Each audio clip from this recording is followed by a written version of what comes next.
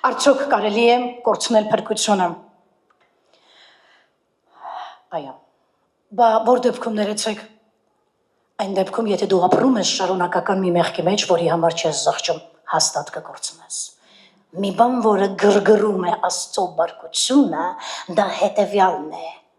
չզղջված մեղքը, լսում եք, ես մի 3 անգամ կրկնելու եմ, չզղջված մեղքը պատճառ կհանդիսանա դու կորցնես քո փրկությունը։ Եթե մի մարդ մշտապես նույն մեղքի մեջ է եւ անընդհատ լսում է, որ Աստված ասում է վերջացրու, դադարիր, վերջացրու, սա վտանգավոր է եւ ինքը շարունակում է դրա մեջ մնալ ու ոչ էլ զղջում արածի համար, այդ անձնավորությունը կարող է կորցնել իր փրկությունը։ Ովքեր ուզում են թող ինձ լսեն եւ ովքեր ուզում են հետո հանդիմանություններ գրեն, ես կարող եմ դա ապացուցել, որ տուն գնաս։ Ինձանից քեզ խորհուրդ, կարդա Եբրայեցիների 6-րդ գլուխը։